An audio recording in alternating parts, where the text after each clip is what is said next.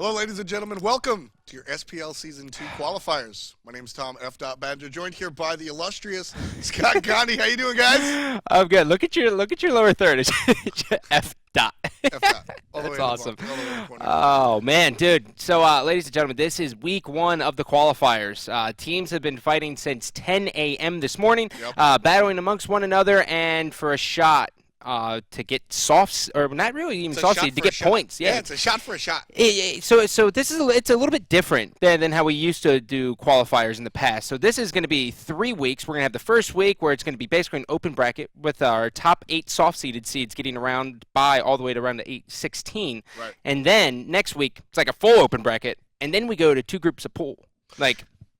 Yeah, it's interesting, but basically the goal is to get the 4 teams that really deserve it into the SPL. So it's a little complicated, but it's complicated for a good reason. Yeah. You don't really want to watch some teams that don't deserve it. That's the worst feeling, right? Yeah. Your favorite team, the team you're rooting, the team that should make it just doesn't because they lose a weird Gold Fury fight. Like, that's what we're avoiding, and that's why it's a little complex. But so yesterday, if you guys missed it, we had a great show on the soft seeds of the teams that applied. So basically, the esports team here at hi-rez Studios determined the top 8 strongest teams per region. Today we're going to be watching North America, and we basically just went from the top down. So, and that's how we seeded the top part of the bracket. So that's what we're leading into today.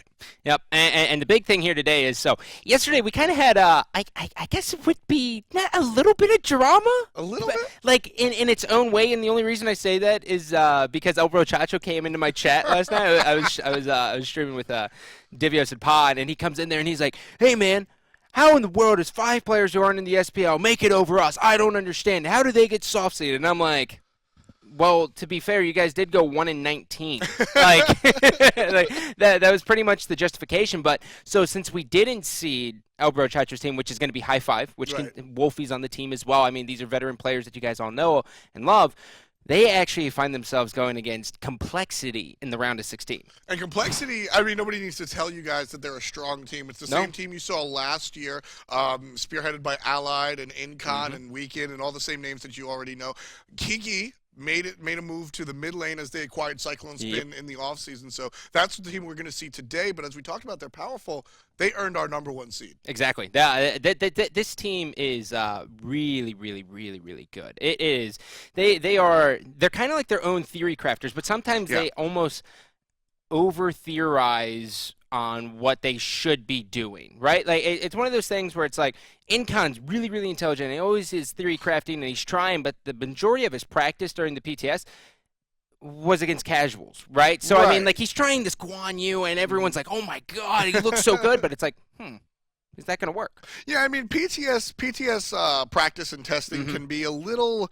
It's not testing for your competitive team. It's testing for the game itself, you know? So if you invest too much into it, it can be hard. I mean, how many hunters came out and how many players came out with new builds based around Mannequin Scepter, an item that's no longer in the game whatsoever? You know, so PTS reps can sort of be like...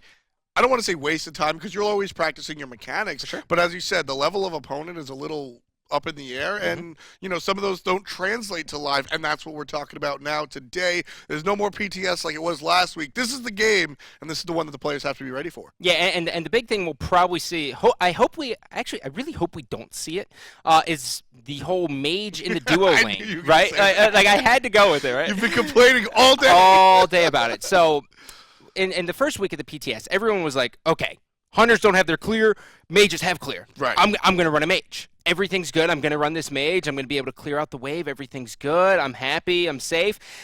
But then week 2 of the PTS came out, and we started jacking up the hunters to the point where it's where they actually should be, right? The hunters are now, they have a little bit of a weak early game, but as the game progresses, they are by far the strongest class that we have to offer here in Smite. Which I think that's the goal, right? You know, playing a hunter, being new to the MOBA genre, actually, I didn't know what an ADC or a hunter was supposed to do, and it's explained to you like in the game and why the people. Well, you do nothing early. Like, you are jungler food in the early game, and then mid-game you sort of like, all right, I can punch a tower. Sure. And then late game, I'm going to kill you in 4 left Absolutely. clicks because that's what my character's supposed to do. And that power curve is like intentionally done to make you weak and then hungry later on, and that's exactly what we're seeing this time around. I kind of like that play too because it forces your team to like shift the power player for a bit throughout the game. Yeah, and so basically how it goes, it's like your tier 1 carries now. We can actually list our tiers of carries in Smite now, which is really, really cool. So at the beginning, obviously, your tier 1 carry has to be your hunter, just in the sense of gold. You want to give him as much gold as humanly possible, and that's why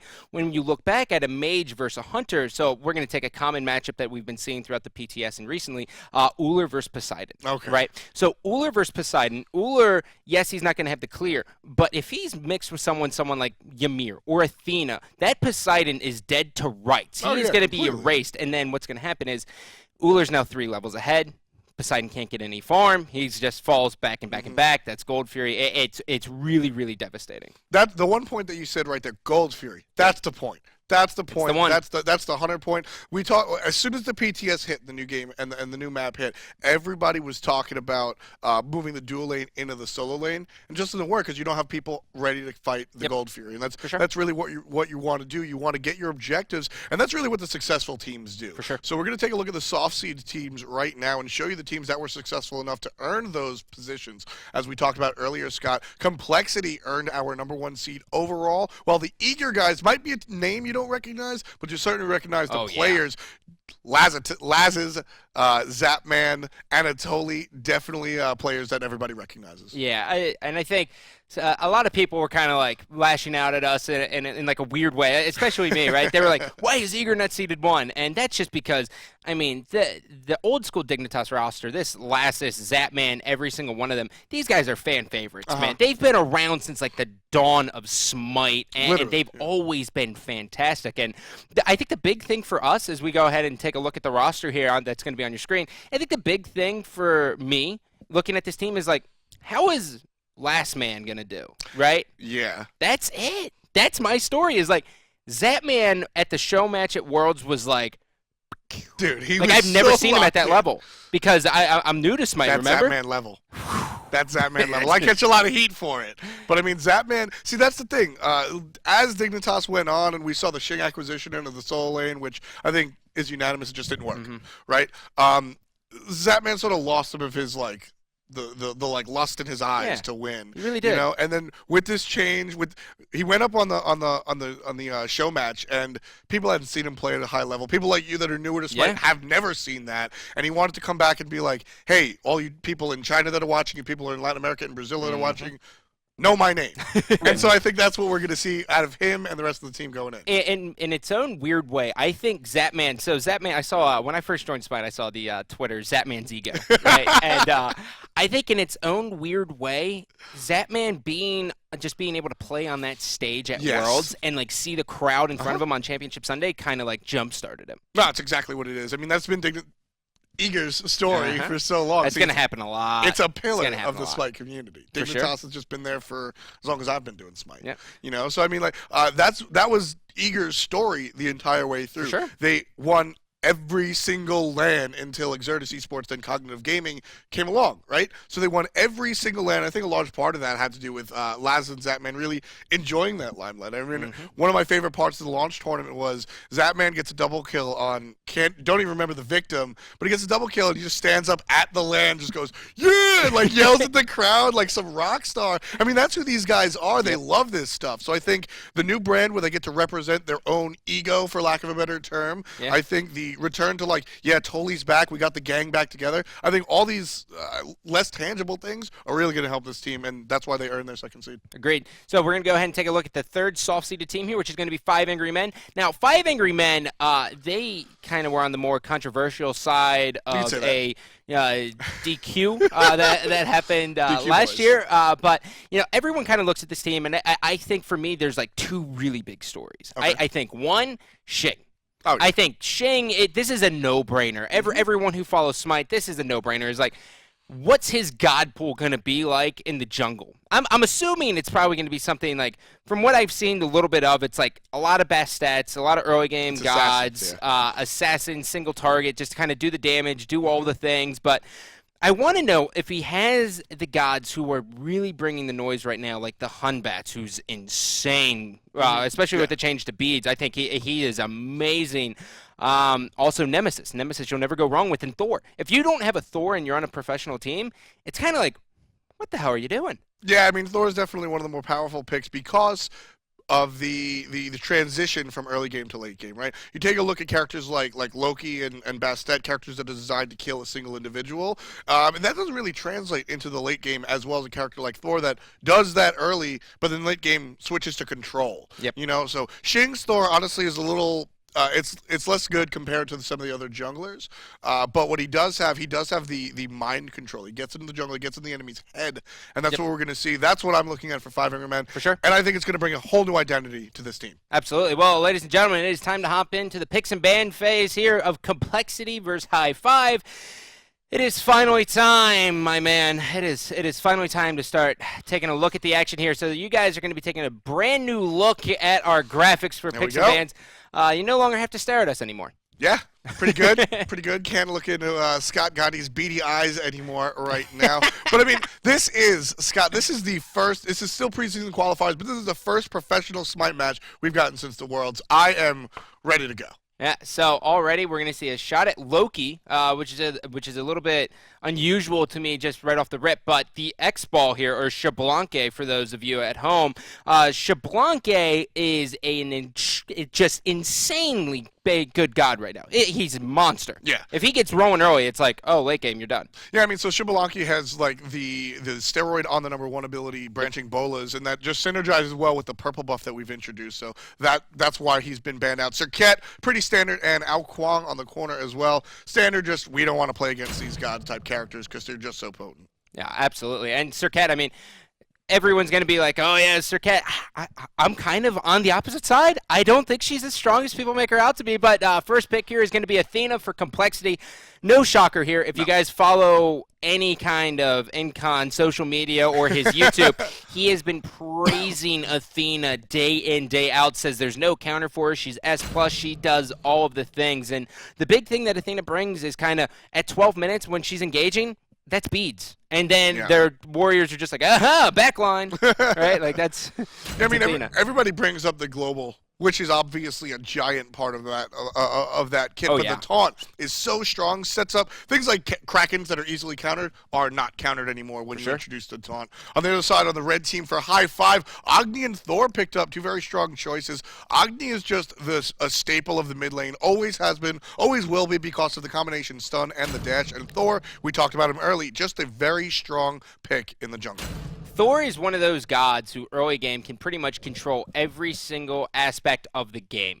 His passive gives him more damage the more enemy gods who are around him, which makes him extremely potent. Now, option over to Complexity, Bakasura gets picked in as well as Poseidon. Poseidon, who is probably my favorite mid god just flat. I think he has some of the best clear. He's very, very strong, but on top of that, he has all the burst pre-level 12, and what he's going to add to this team is he's going to add a lot of rotations, but the big question is, does Complexity give Kiki Poseidon, who's notorious for not having male gods?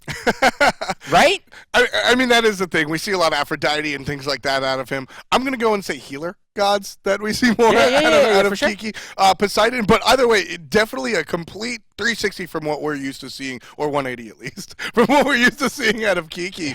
Poseidon is a strong, aggressive, front-forward mage where Kiki usually plays like, I'm going to buy CDR boots type gods. So I want to see how this works out. And Bakasura, I hope it's for the solo lane.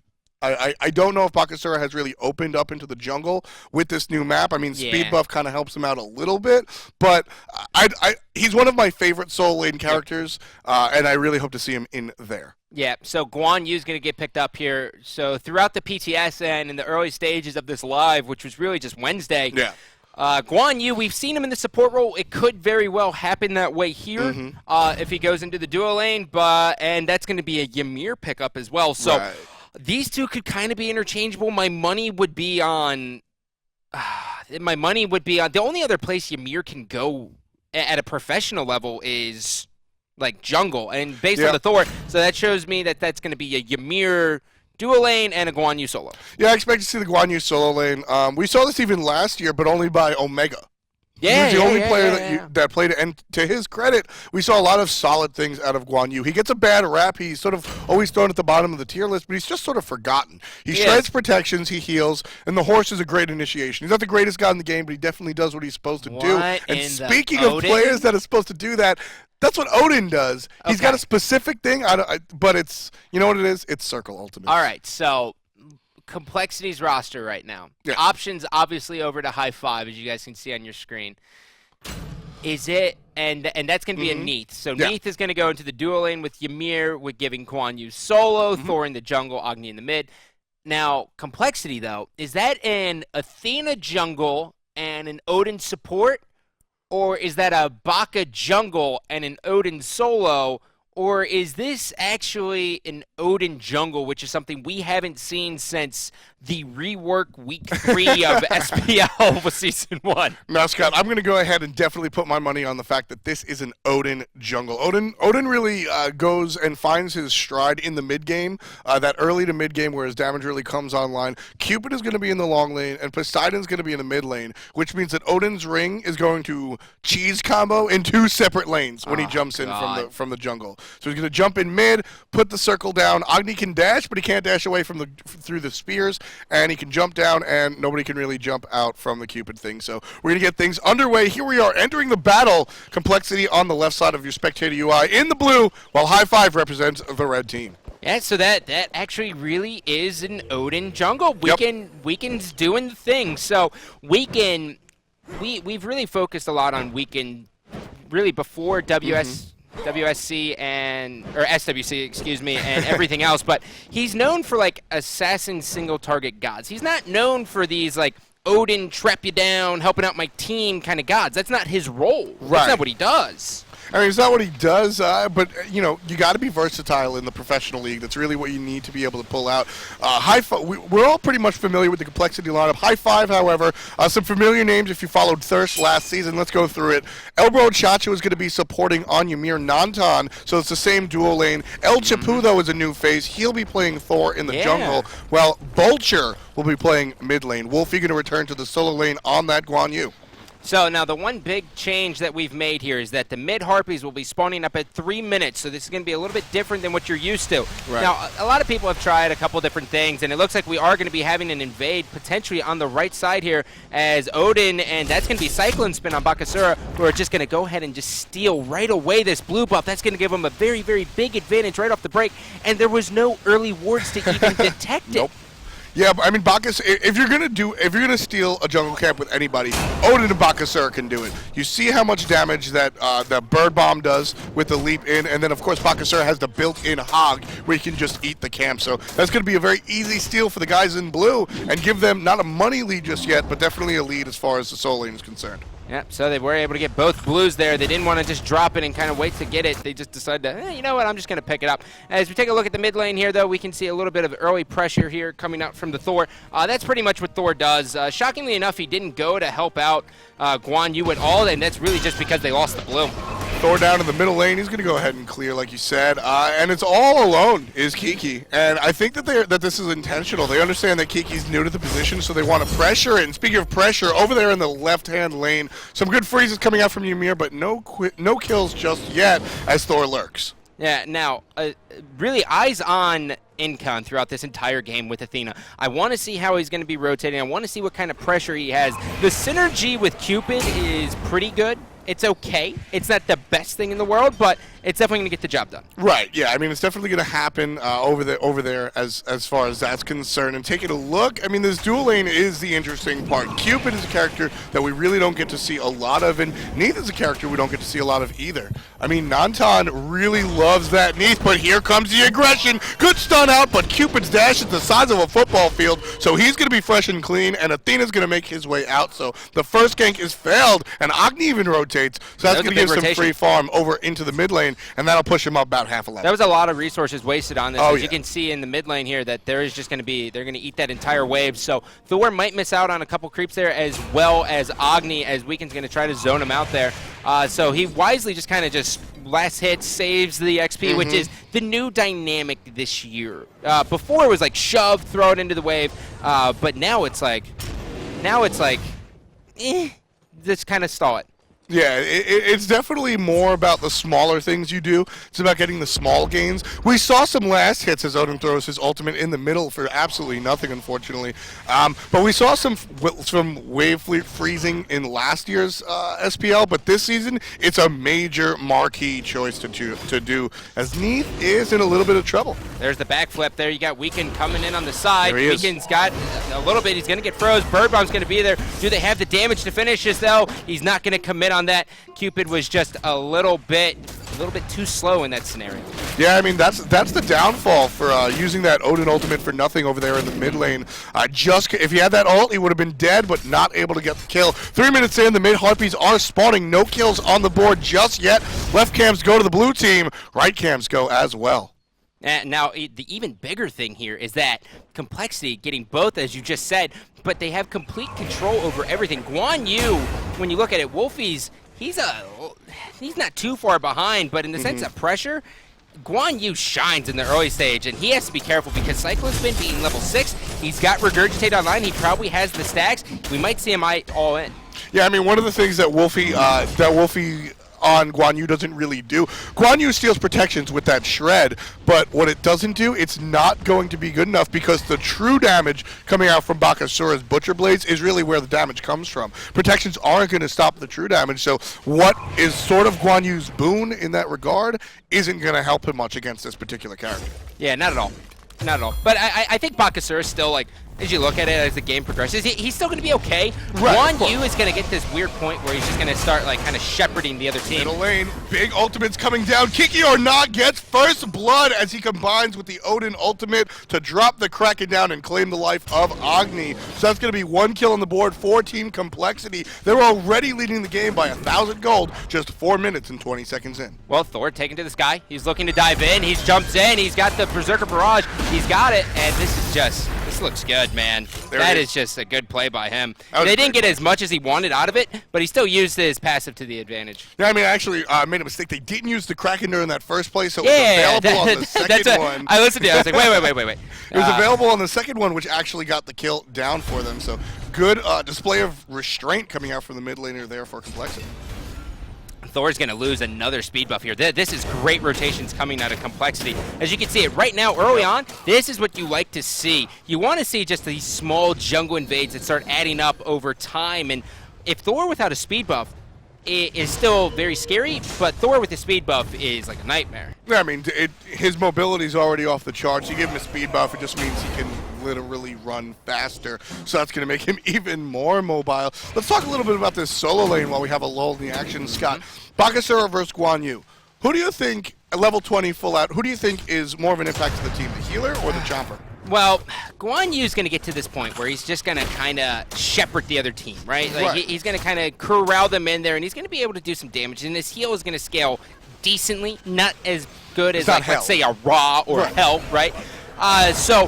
But the thing is they have a decent amount of peel as well as their team. I mean, you look at it, you have the Ymir, you have the Agni stun, you have the Weaves.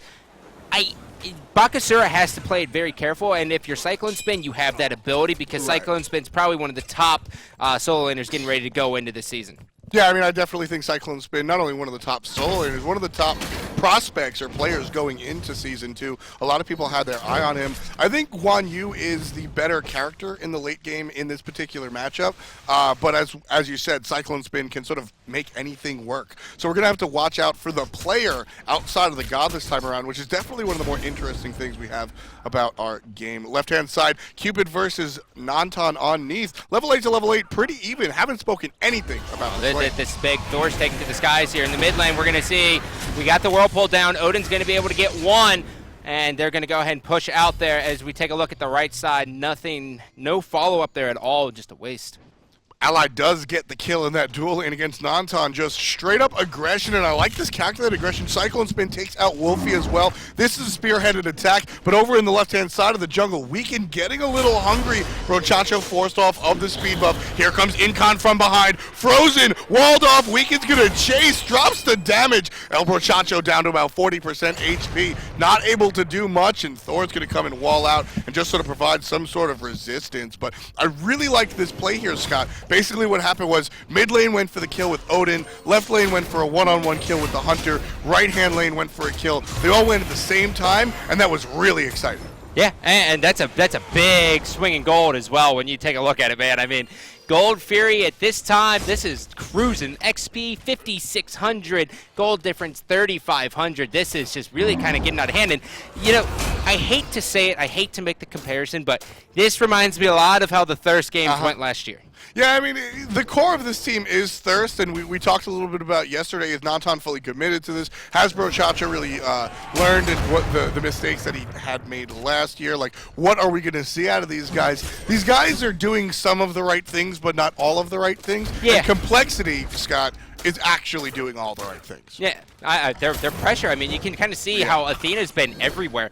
When you take a look at her kills here, she's got 1 kill, 1 assist. Left side, Fields of Love's going to go down. This is 1 dead Ymir. I don't see him getting out of this one. Neath got the weaves there. She's going to try to slow her down a bit, but it's not going to do enough as Allied's going to be on the board. Now, Allied is another one of these players who has just fallen short every single time. He's always been like 3rd place. He's never been able to really break into that top spot, and I think this might be his year. I mean, we talk a lot about, I definitely agree with you, and the reason being is we talk a lot, or I talk a lot specifically, about Allied being a great hunter in the team fight, and in the lane just gets outshined by a lot of players. One thing I need to say is that Nantan is probably on the weaker end of players in the laning phase, so there is that mechanic going on right now. But Cupid is just a character that shines both in lane and in the fight. Speaking of fights, right-hand side, El Brochacho gets stuck, ultimate out, and the ring is down. What are they going to do? I think they're just going to die, man. They have no follow-up at all. Complexity just shredding through him. You can see Guan Yu kind of dash out, but that's about it. Yeah, I mean, that's the problem with Guan Yu. Not enough. He gets on the horse. Will it be? Cyclone Spin picks up the mid lane. Agni, that's going to be a lot of bursts down. We can use his hit burst on El Brochacho. Incon takes out El Chapu with a good shield wall, and Wolfie going to heal only himself up and find himself safely under the tower. 9.5 minutes into our contest. 9 kills for Complexity, 2 kills for High Five, and leading by about 5,000 gold.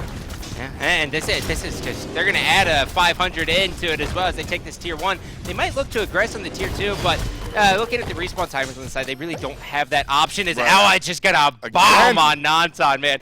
Cupid, I made a pact that I would never play Cupid when I first joined. He looks dumb. Yeah, he looks so dumb, right? But I'm kind of getting sold on him. He's very, very strong. With the attack speed items that are available to him now, you're going to see kind of his build right in front of you. You can kind of see his thought process there, and that's really how you get Cupid online. Yeah, I mean, it's all about, he's an ability-based character that needs to use his basic attacks to really make those abilities count. Basically, your basic attack 8 times in a row, the Heart Bomb, which is a bread and butter move, gets stronger, and even stuns. You put that into the ultimate, and there's really nothing anybody can do. You know, Ymir fell out of favor for not being mobile. People picked him up because it really is just how aggressive he was. Against the Cupid, Scott, he's dead meat. Yep. Right side, Cyclone looking to aggress. You can see the Butcher Blade just shredding through him. Breastplate isn't going to do anything. Cyclone should be able to jump out of this. He might tie to the minions. Oh, that's the Neath ult. Oh, please live. The heal? Please live. He lives. It's good enough. That's the plays. The heal. Don't forget that heal also provides protections. Yeah. Very, very big. Weekend could be in a decent amount of trouble here. He's got Incon coming to help him out. Here comes the ring. He's dodging around. Agni missing some bombs. Ymir going to go into the ultimate. Thor comes crashing down. Poseidon's going to be there with a big crack, and he's got one. Looking for the second one. The hammer goes out. He didn't teleport to the hammer. Oh, no. That is a catastrophic nightmare. As now we're going to see Incon try to peel. His team's not going to be there. Bakasura is going to go ahead and jump in. There's Regurgitate. Might be another dead Agni. Fields of Love. Allied's got one. Can he find the second? He does. Scott, we've seen this 3 or 4 different times. The ring comes down from Odin, and Ymir just hits 4. He just immediately ultimates in response, thinking it's going to be enough. It's just not enough. 4 deaths, only 3 assists on hi-5 support played by El Brochacho. It's just not strong enough against this Odin ring. Ymir doesn't know what to do. He's got the blink, but it's not a combat blink, so he's in a lot of trouble. How does he respond to this circle? I don't know. I mean, the combat blink you would think would be a decent start, right? But it's not doing the things. And when you look at complexity, you can kind of see a theme, right? It's, okay, we're going to Odin ring, then we're going to go into the Kraken, and then we're going to just do all the other damage. Regurgitate's going to be there. He forced out the Aegis. He's got one, and he's actually going to get away. Wolfie's going to jump on the horse. Cyclone spin. He's dead to rights here. He really can't live, as he's just going to go ahead and clean this one up. And that's going to be the first kill on a hi-5 solo laner, Wolfie. But here comes Poseidon aggressing on him. Throws down the Whirlpool. Kraken's going to hit, but not with the center. But just a couple of more basics. Kiki hits him with the 1 as Incon across the map takes out his enemy support. And the fight rages on. They're fighting. They're going to run under the tower. Penanton will be safe. 18-4 here, Scott. 13 minutes. Complexity really driving this ship. Yeah, and when you take a look at the items, I mean, you can just see hi-5 is a full item and a half behind. This should be the Gold Fury. There's no one who can really contest it unless Neith gets all of a sudden. Maybe if she had Mana Conceptor, right? If she had it. We are going to see the Thor ultimate. He might be able to get the steal. Heartbomb's going to be there. He's going to get taunted as well. hi-5 has actually stolen the Gold Fury. They're trying to crawl back into this one. Incon's going to go ahead and peel out. Weaken's got the shield online. He's trying to do the things, but he's not able to, as he's just going to have to get out of here. Bakasura's going to be here. They can't commit on this or else they might all die. Cyclone Spin is the last person you want to go against in this scenario, as Weaken's trying to buy time. And is he going in? No, he's not going They just wanted to pick up that kill. I think that kill was very important. Okay, good. A lot of times you say don't chase, don't chase, don't chase. That particular time, you really needed to chase. They've shrunk this lead down to about 5K, where it previously was a lot higher than that. And they're going to pick up the left-hand side Harpies as well. And with El Brochacho go to the right-hand side, and that'll be right Harpies. Just very early in this match, the Harpies still mean a lot. Shrunk this lead down to what looks like 4K, Scott. This is the Gold Fury was huge, 4,200. Gigantic.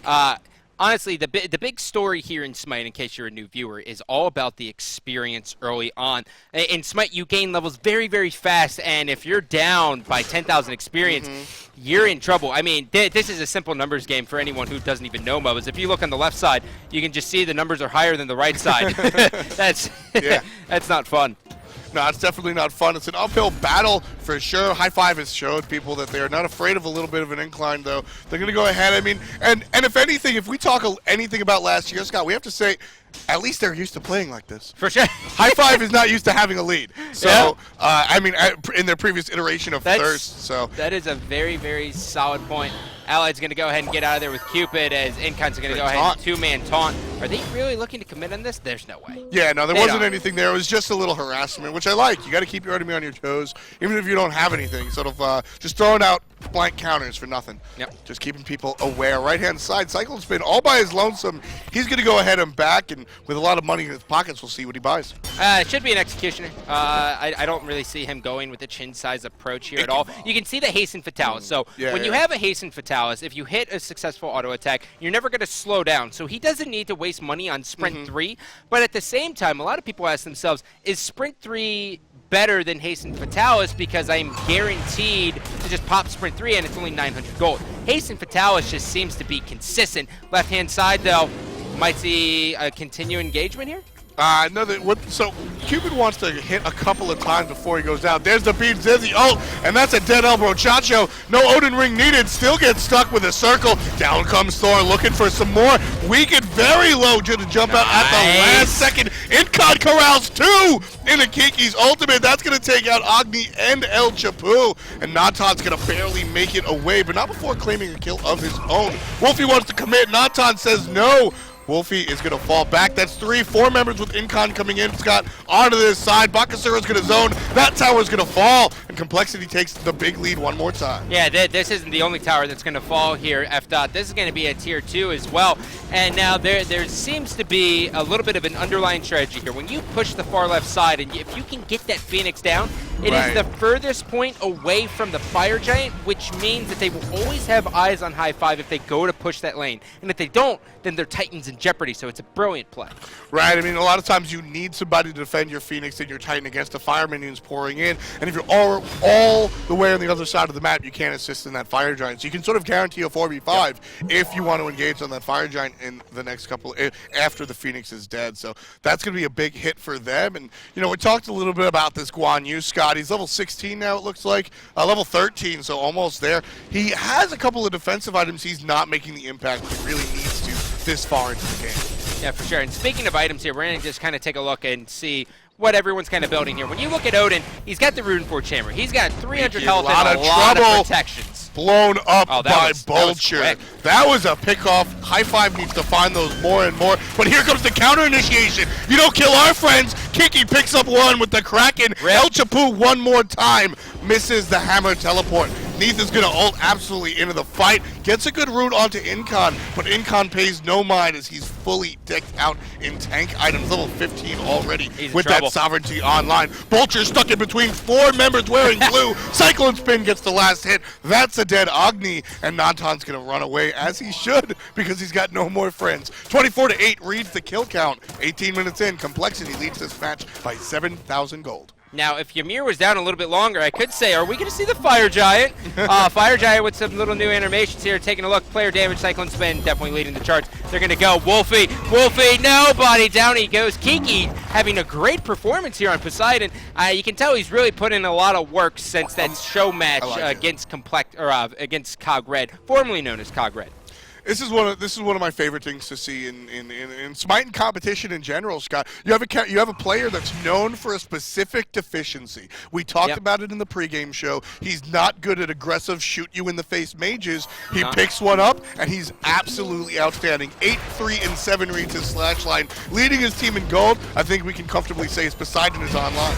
Yeah, now that's going to be a big rubber ducky making the noise here. Brochacha trying to wall himself off. He's delaying a little bit. Thor compression it. Berserker Barrage. Agni has the follow-up, but he doesn't have the damage. Allied's going to continue to push forward. Down he goes as well. 3 men, get wiped off of high 5, but the chase is not done as Incon's going to be able to hit the taunt. Do they have the follow-up, though? They're going to jump on in. Nantan with a good defensive move, but Allied's going to pick that up. You know, Scott, Nantan in the middle lane, they had that gold fear. By chasing Nantan, they told everybody at home, everybody in the battlefield, we're going to Fire Giant. Come catch me if you can. Wolfie's going to come on in here, see if he can do anything, but this damage is too much. Fire Giant already hogged out. Wolfie sniffed it from a mile away. 49,000 to 4,000 gold. Reads the gold. Wolfie's going to fall back, and now with the Fire Giant buff online as well, huge lead, Scott. Where does Complexity put their sights?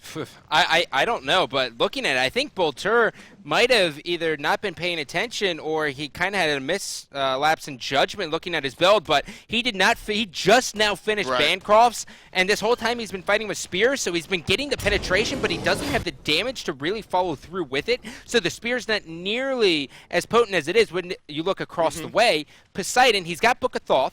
So Book of Thoth already is going to give you a flat 100 power. He's got it all the way farmed up, and then he has the Spear. That Spear is doing significantly more damage on Poseidon than it has been for Agni. Right. I mean, the penetration, basically what happens is the penetrations, without getting too mathy, is what allows your damage to do damage. I avoid all numbers at all times. Penetration allows your damage to do damage. But without the damage, your penetration isn't opening the door for anything. So you can open the door, but if nobody's coming in the house, what are you going to do? So you need to build that damage, either the Thought or the Bancroft, whatever you're building. Doomorb, even if you're that crazy, you need to have your power battery first before the penetrations come online. Right-hand side, protections and penetrations don't matter with Bakasura's true damage. And El Chapu's finally going to get your hammer and run away. Oh, they got the stuns. They can't get the Kraken off just yet. There it Kraken's going to come out. Kraken's going to do about half health. Allied's going to clean that one up. Thor, oh man, bad timing as he might get chased down, and that's going to be Cyclone Spin. He dodges the Tectonic Rift. Here comes Regurgitate. Here's a little bit of a slow. The Aegis is going to be there, but he's just delaying the inevitable at this point as he's just going to die. 3 members just waiting on these creeps to kind of get up to the point. Allied's going to go ahead and shred through it with Cupid. On the right side, though, Weekend doing everything. Athena comes in. They might be looking to end. jump with the Athena, and Cyclone Spin gets the hit. Nantan going to take a lot of damage. Cyclone Spin absolutely decimating. Surrender Vote has started. Complexity is aggressing down the middle lane, but it doesn't matter. That's going to be the game, folks. Complexity, 57,000 gold to 43,000 gold on the other side. The kills, 34-8 in just 21.5 minutes. Whew, that was pretty much the showing we were expecting to see out of Complexity. Yeah, without a doubt. And I hate to say it, but I think that was kind of what we were expecting out of High Five as well in that matchup. A little in that matchup, yes. Yeah. I definitely think that High Five, and I mean even in that matchup, I think that High Five looked a little stronger than Thirst, just because they were a unified team. Thirst, to be completely fair to them, had 3 members last year. Their mid laner got banned, and they never found a hunter because Nantan went to school. So they have a team right now. They've been practicing together. You saw some more refinements there, but as you said, in this matchup, Complexity just out of the park. Well, you can see their entire thought process. It was, all right, Weaken, you love stealing things. You love getting in everyone's face. We're going to give you Odin. Okay, Kiki, you might not be comfortable with Poseidon, so we're going to give you Odin. Fields of Love, we're going to give you Odin. Everything was just one central point, all led by Athena. So Athena was going around the map. She was getting engaged as much as humanly possible, but at the end of the day, it was really about those Odin rings. Now, what that leads me to ask you is, yes, he went Runeforged. Of course. Yes, he had the Jotuns. But is Odin a thing? I mean, so Odin is and I love the point where Smite's at. Odin is a piece of a puzzle. If you're going to build a team that's valid. If you're going to build a team with circle ultimates, if you're going to build a counter team, nobody could jump on that enemy team. They had 3 picks. Sure. Odin was the 4th pick. They looked at it and they said, hey, they can't leave. They got to give me where is he going to go? Is he going to buy Combat Blink? So if you force him into Combat Blink, that's a win. So you had El Chapu, who couldn't catch his hammer anyway. No, and dude, Nantan, what was that who couldn't about? flip out. I don't know. It was mechanics first game jitters. This is the first week. Maybe they were a little just President Peaky. Right? You know what I mean? Maybe it's just a little jitter. But you know what I liked? Quietly, Allied went 11-1. Yeah.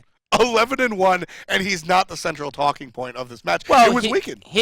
Weaken was pretty much a central talking point, but on top of that, it was like, here's huge engagement, and then it's like Allied winning his lane. Yep. Right? Like, Allied was bossing Nantan and that entire time. Like, there was never a spot where I was like, oh yeah, Nantan's got this. But also, that might be kind of to the point of, is Neith at the level where she needs to be at a professional point? Which I think a lot of people like Neith just because of the clear. I don't think a lot of people realize that she's not on the level of Cupid, X-Ball, and Uller. So I think Neith specifically suffered in this matchup because Cupid has a cripple in the ultimate, and that's Neith's getaway. If you have like a movement steroid like some of the other hunters do, Cupid is a little less potent for sure because it's not a cripple against speed thing. So she definitely suffered a little bit there. I think Neith can definitely contend with the big hunters, just because of the global ultimate, but it's a team thing. It's definitely a team thing. For sure. And it has to be a part of it, just like Odin was a part of this team today for Complexity. Yeah, and the one thing I want to point out is the varying in builds, right? And we saw the Ikavul come out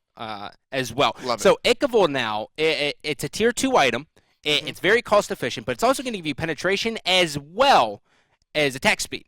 So what this does is you basically put this on your kit. You can either do it early, you can do it after you get your Devo gloves online if you really want to go with that approach. And then as the game progresses, you get your Executioner, you maybe go Crit, you maybe go Unicorn, doesn't matter. Then you sell Ikavul and you do it. But I love it. Ikavul, when you buy it, as soon as you see that item get purchased in this game from here on out in this season, expect that person to box.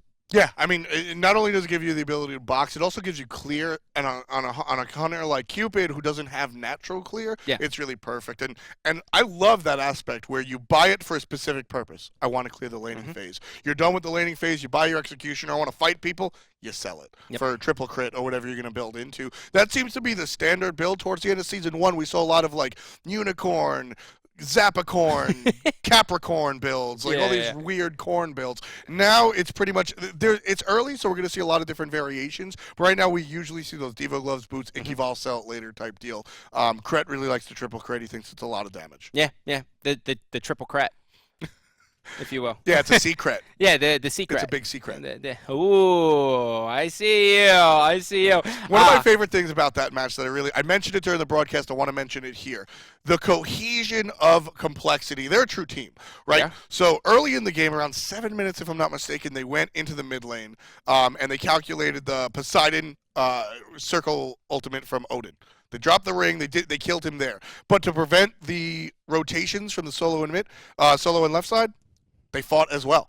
So they got 3 kills. They got the hunter box, they got the solo box, and they got the mid fight all at one time. No chance in hell that was an accident, Scott. Oh. I love to see that. The team is on 12 cylinders. They're a V12 right now.